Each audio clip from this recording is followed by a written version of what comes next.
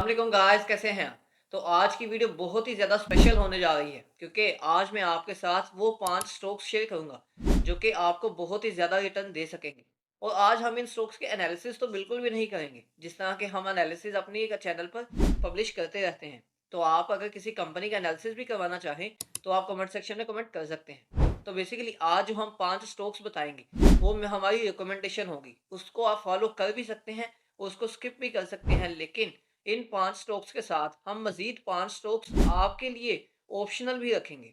मतलब जो 5 स्टॉक्स मैं आपको रिकमेंड करूँगा, उन 5 स्टॉक्स के साथ 5 ऑप्शनल भी होंगे कि उन रिकमेंडेशन के अलावा आप ये ऑप्शनल को भी चूज़ कर सकते हैं कि जो आपको अच्छा लगे। तो ये स्टॉक्स के रिकमेंडेशन को आप अपने लिए जैसे सूटेबल लगे, वैसे चूज़ कीजिएगा। तो चलिए देर किए बगैर हम अपने स्टॉक्स को देखते हैं, जो कि हमारी रिकमेंडेशन के अकॉर्डिंग होंगे।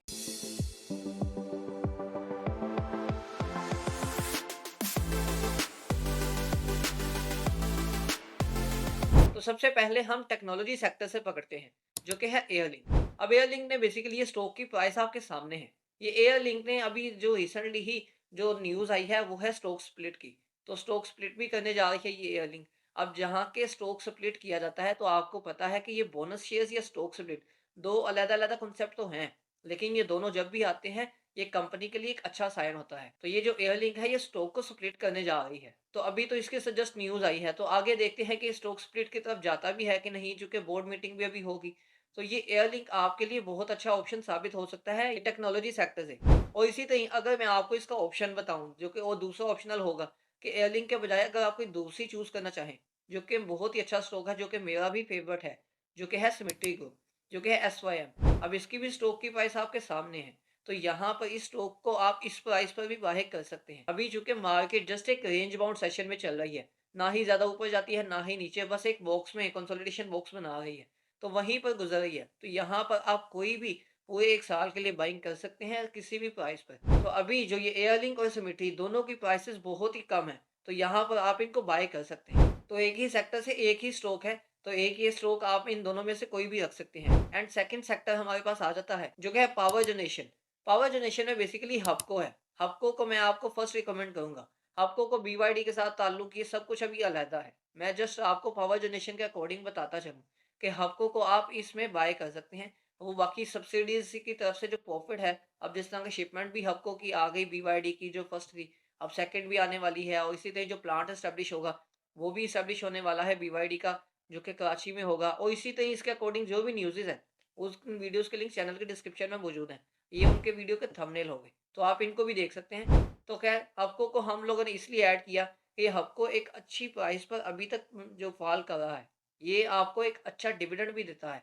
तो हबको को आप बाय कर सकते हैं पावर जनरेशन के सेक्टर में। और इसी तरह अगर मैं इसका एक ऑप्शनल रखूँ, तो वो है KAPCO, Kotaddu power plant company limited. अभी इसको क्यों रखा मैंने? इसको इसलिए रखा कि गवर्नमेंट के साथ इसका 3 साल का अगेन एग्रीमेंट हो चुका है। तो 2027 तक मतलब इस कंपनी की सेल्स होनी ही होनी है, इसको प्रॉफ़िट होगा ही होगा। तो चूँकि कोटद्दू पावर प्लांट जो है, ये डिविडेंड के अकॉर्डिंग बहुत अच्छी कंपनी है, जो कि एक अच्छा खासा डिविडेंड देती है हबको की तरह। तो हबको एक ऑप्शनल है, हबको के साथ आप कैपको को भी बाय कर सकते हैं। कोई एक कंपनी आपके ऊपर डिपेंड है कि आप अपने लिए कौन-सी चूज़ करते हैं। तो इसी तरह ही नेक्स्ट हम आ जाते हैं ऑटो सेक्टर पर। ऑटो सेक्टर में basically atlas Honda limited. Atlas Honda limited को मैंने चूज़ इसलिए किया क्योंकि इसकी जो सेल्स हैं वो काफ़ी ज़्यादा पीछे इंक्रीज़ रही हैं। अब यहाँ पर इसकी जो सेल्स हैं वो इंक्रीज़ आगे भी होंगी क्योंकि ये टू व्हीलर्स की कंपनी है, जो कि पाकिस्तान में तकरीबन 80 टू 85% का मार्केट इसने शेयर कैप्चर किया हुआ है। तो ये इस कंपनी का मोड भी बहुत ज़्यादा स्ट्रॉन्ग है। तो ये अटलस होंडा लिमिटेड ये काफ़ी ज़्यादा आपको गेन दे सकता है 2025 में ही। और इसी तरह अगर अटलस होंडा के साथ मैं आपको एक ऑप्शन और दे दूँ, तो वो होगा साज़गार का, जो कि साज़गार फोर व्हीलर्स की कंपनी है। और ये साज़गार को आप बाय कर सकते हैं अटलस होंडा के ऑप्शन के तौर पर। लेकिन मेरी तरफ से तो दोनों ही रिकमेंडेड है, तो आप इनमें से किसी एक को भी बाय कर सकते हैं। अब जहाँ तक रही लॉन्ग टर्म एनालिसिस की बात, तो कंप्लीट एनालिसिस हबको के भी, इसी तरह अटलस होंडा के भी और साज़गार के भी, इन तीनों कंपनीज़ के एनालिसिस इस चैनल में मौजूद है, जो कि आप एनालिसिस की प्लेलिस्ट में जाकर उन एनालिसिस की वीडियोज़ को देख सकते हैं। और मज़ीद कंपनीज़ के एनालिसिस की वीडियोज़ भी मौजूद हैं, तो आप उनको भी देख सकते हैं। और अगर आप किसी कंपनी का एनालिसिस करवाना चाहें, तो आप वीडियो के कमेंट सेक्शन में कमेंट लाज़मी करें उस कंपनी का नाम लिखकर। और इसी तरह हमारा फोर्थ सेक्टर आ जाता है बैंकिंग सेक्टर। तो बैंकिंग सेक्टर में बेसिकली मैंने मिज़ान बैंक को चूज़ किया है, क्योंकि रिसेंटली ही स्टेट बैंक की तरफ से जो भी रूल्स एंड रेगुलेशंस आई, मीज़ान बैंक की जो प्राइस है वो थोड़ी नीचे चली गई, अब काफ़ी रिकवर हो गई।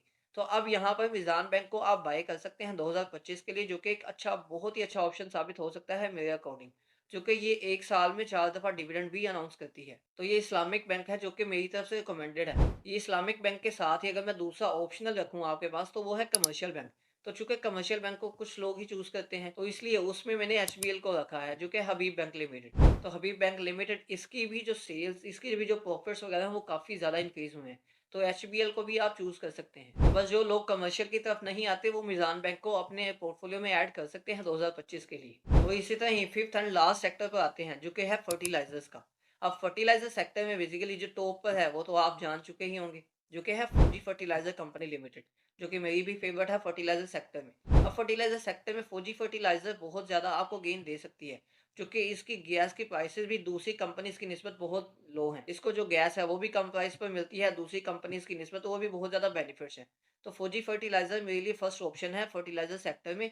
इसको आप इसी करंट प्राइस पर बाय कर सकते हैं। और इसी तरह अगर फर्टिलाइज़र सेक्टर में फौजी फर्टिलाइज़र का एक ऑप्शनल बताऊँ, तो फौजी फर्टिलाइज़र का एक ऑप्शनल मेरे पास आ जाएगा, जो कि होगा फातिमा फर्टिलाइज़र। तो फातिमा फर्टिलाइज़र भी एक ऑप्शनल के तौर पर आपके पास है, जो कि आप इसको भी चूज़ करके बाय कर सकते हैं 2025 में, अपने पोर्टफोलियो में ऐड कर सकते हैं, एक वर्थ बनाने के लिए। तो ये भी आपके लिए एक अच्छा ऑप्शन साबित हो सकता है। तो ये बेसिकली ये 5 सेक्टर्स की 5 कंपनीज़, जो कि आपको 5+5 कंपनीज़ मिली हैं, जो कि 5 कंपनीज़ मेरी तरफ से रिकमेंडेड हैं और 5 आपको ऑप्शनल भी रिकमेंडेड हैं। तो जो आपका दिल करे, जो आप चूज़ करना चाहें, उन स्टॉक्स को चूज़ कर सकते हैं 2025 के पोर्टफोलियो बनाने के लिए, जो कि आपको इंशाल्लाह बहुत अच्छा खासा रिटर्न देंगे। और इसी तरह 2026 की सेम डेट्स पे हम एक वीडियो मज़ीद बनाएँगे, जो कि इसी वीडियो के रिज़ल्ट्स की होगी, कि हाँ, मैंने 2026 में 1 साल के अंदर कितना गेन हासिल किया। तो इंशाल्लाह वो काम भी होगा, लेकिन अभी के लिए आप इस चैनल को सब्सक्राइब लाज़मी कर लें, क्योंकि आपने भी तो वो वीडियो देखनी है। तो इन स्टॉक्स में बेसिकली आप भी कोई अपनी रिकमेंडेशन ऐड कर सकते हैं।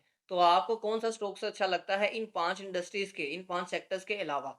तो आप कमेंट सेक्शन में उस कंपनी का नाम लिखकर कमेंट करें, ताकि आपकी वजह से कुछ दूसरों बंदों की भी हेल्प हो सके। तो मुझे जो सेक्टर अच्छे लगे, मैंने उनमें से स्टॉक्स को चूज़ किया और आपके लिए पेश किया। तो अब यहाँ पर आपका भी फर्ज़ बनता है कि आपको अगर कोई स्टॉक अच्छा लगता है, तो आप उसका कमेंट सेक्शन में कमेंट लाज़मी करें, ताकि दूसरों की हेल्प हो सके। तो वीडियो अच्छी लगी है, वीडियो को लाइक और दूसरों की हेल्प के लिए शेयर लाज़मी करें।